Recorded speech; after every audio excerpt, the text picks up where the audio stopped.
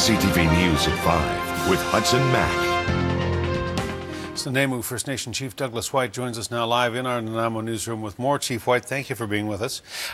This letter came yesterday on what was a great day for your people with the return of some traditional lands. It must have been a particular slap in the face by its timing.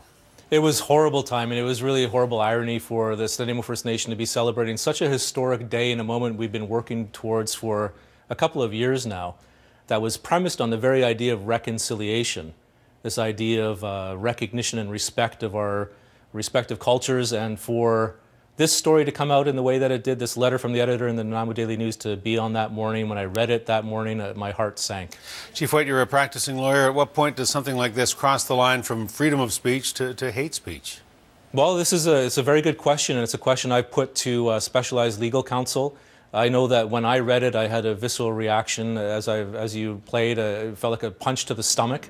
And it caused great concern for me. It certainly seemed to cross an important line.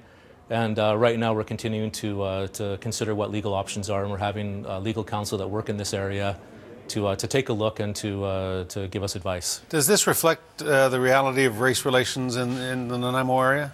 I don't think so. I think it's really unfortunate in that respect, but it does, it's the view of one person. What's troubling is that the Nanaimo Daily News decided to publish the story. I think that they need to be held responsible for that decision. But I don't think it really reflects the general tone and the nature. I think we've made a lot of progress as a society over the last number of generations.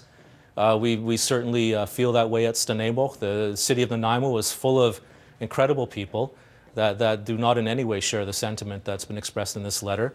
And I think that's why it's important for us to stand together in the way that we did today, with the mayor of Nanaimo and myself, and citizens of Canada, Aboriginal, non-Aboriginal alike, standing together to express outrage and condemnation today at the Nanaimo Daily News office.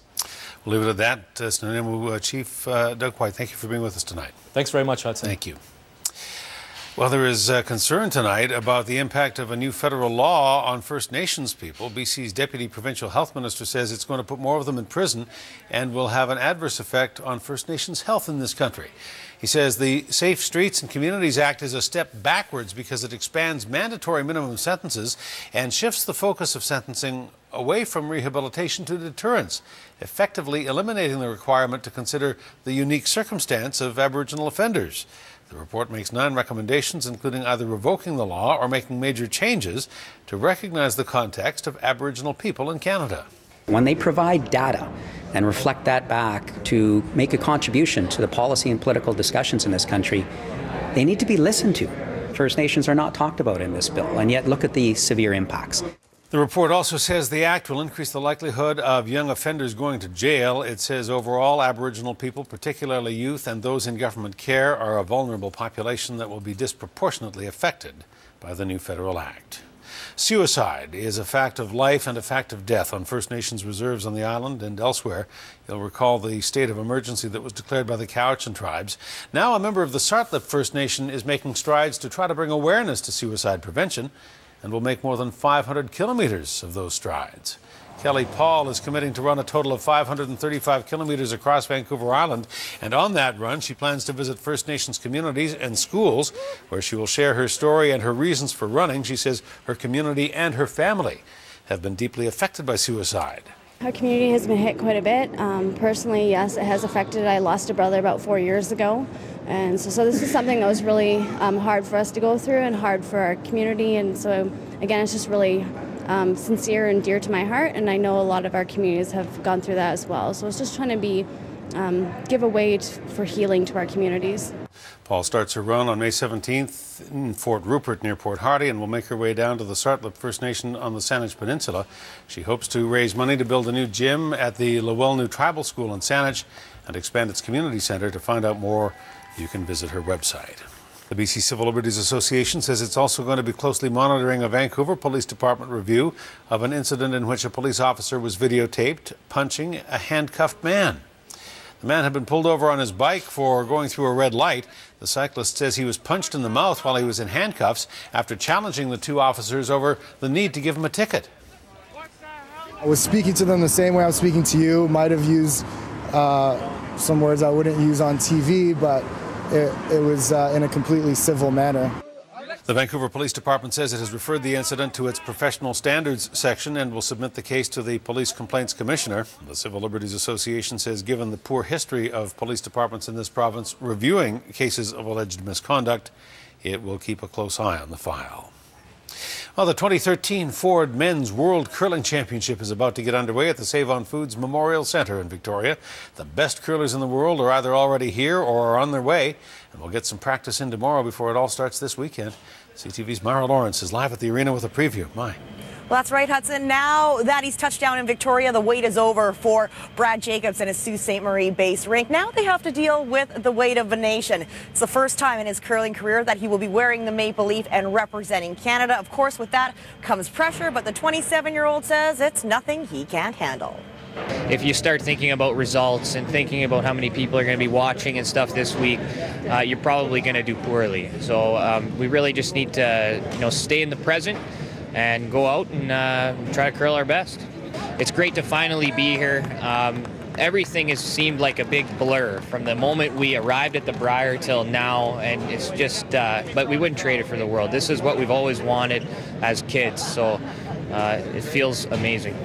And the first time to catch Canada in action will be on Saturday at 2 p.m. They face China in their opening draw. Here's something interesting, Hudson. It's a bit of a family affair, this Jacobs rink. The Harnden brothers, Ryan and EJ, are brothers and cousins, first cousins to the skip Brad Jacobs. Their third, Ryan Fry, is no relation, but he is a full-time curler and a legitimate threat every time he steps on the pebbled ice. We are in for some serious good curling this weekend. The world will be here. Everyone will be watching, and we're going to talk to one of the co-chairs, Chris Atchison, coming up a little later on in sports. all right, it's exciting, Mike. Thank you. You're welcome. We'll see you in a while. You bet. BC Transit and its union have hit another bump in the road. The union is furious after learning that Transit is testing the waters servicing the cruise ship industry.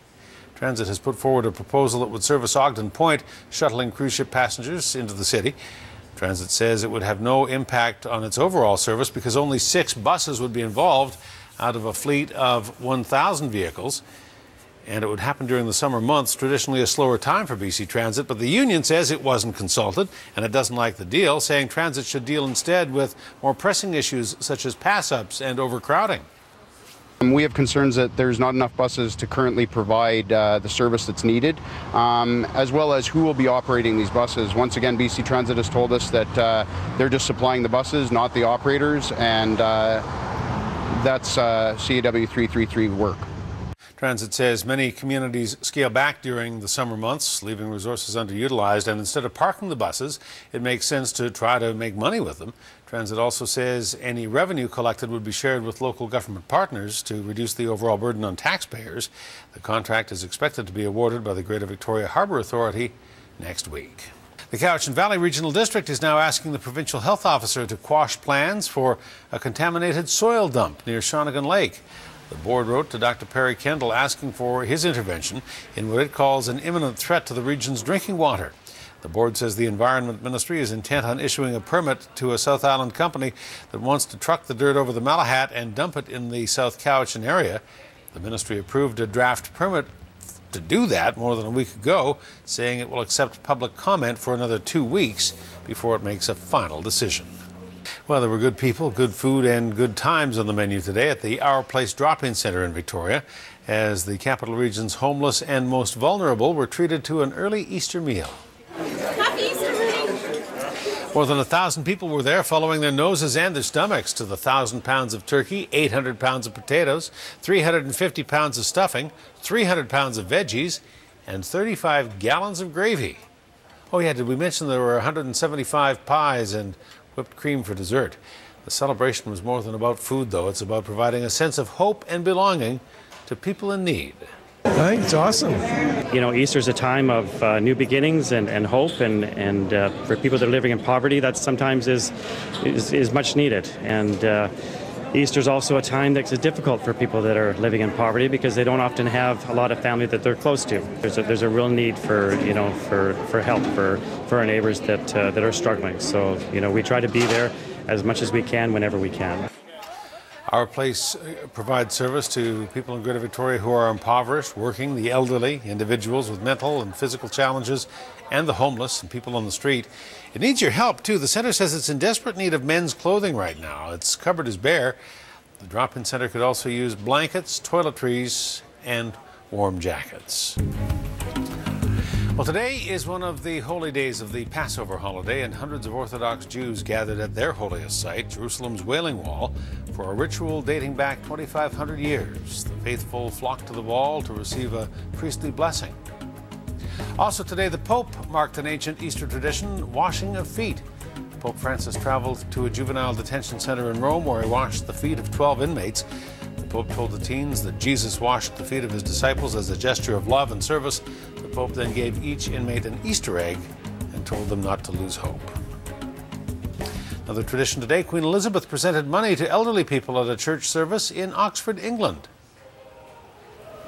The Queen was joined by Prince Philip as she distributed the national coins during the annual Royal Maundy service.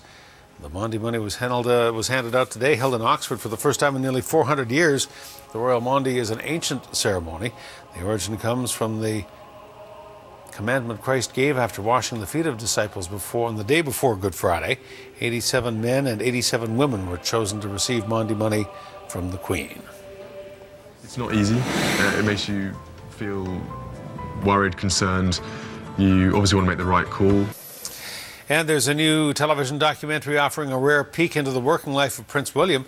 The BBC's Helicopter Rescue is the first program ever to show the Prince working as a search and rescue pilot for Britain's Royal Air Force. The documentary features a rescue where William and his crew save a boy who had fallen into a quarry. William's tour is scheduled to end later this year, coinciding with the arrival of the royal baby. Two things more before we wrap up tonight. Two people to acknowledge, two Vancouver Island achievers. Former BCHL star, former Victoria Grizzlies captain Sean Robertson home for Easter. I had a chance to catch up with him over lunch today. He's now a standout on the ice and on the Dean's List at Merrimack College near Boston. And we send our congratulations tonight to a former Vancouver Island broadcaster who shared her big news with her viewers this morning. Michaela Pereira is joining CNN as one of the co-hosts of the network's new morning show. Island viewers may remember her as one of the hosts of Check Around. In the 1990s, Michaela has spent nearly the last decade hosting the morning show on KTLA in Los Angeles.